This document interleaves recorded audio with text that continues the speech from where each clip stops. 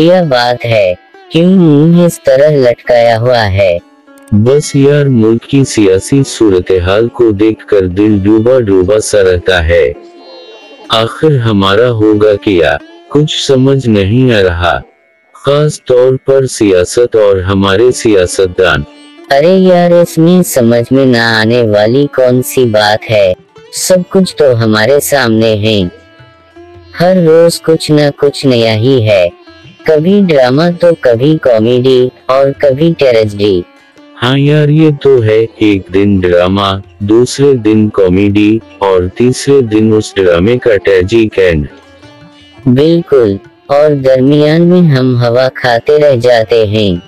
हवा से याद आया यार, ये कि इलेक्ट्रिक वाले कब इंसान बनेंगे? अब इन बेचारों ने क्या कर दिया? क्या कर दिया?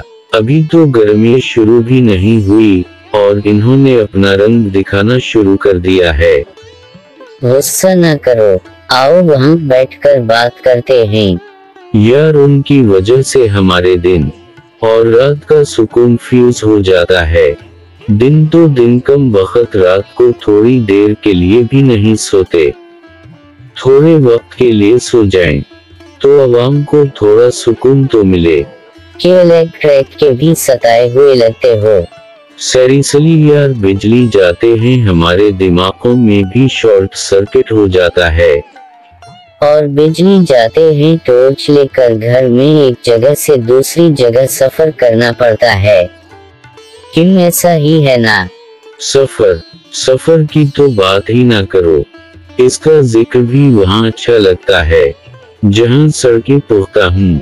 यहाँ तो हाल ये है कि घर से नहा धोकर ऑफिस को निकली, ऑफिस पहुंची तो कुछ वक्त तक ऑफिस वाले नहीं पहचानते।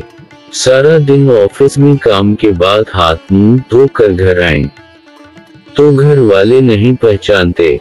ऐसा बुरा हाल हो जाता है। ये तो तुमने बिल्कुल ठीक कहा। एक तो हमारी सड़कें और दूसरा हमारी ट्रैफिक, ये तो हमारा कौमी खेल बन चुका है। ट्रैफिक जाम देखकर भी हर कोई पहले में निकल जाओ के चक्कर में मजीद ट्रैफिक को उलझा देना। जाम ट्रैफिक को देखकर भी हॉर्न पर हॉर्न बजाना, गलत अंदाज में ओवरटेक करके आगे ऐसे निकलना जैसे कोई ओलंपिक गोल्ड मेडलिस्ट हो।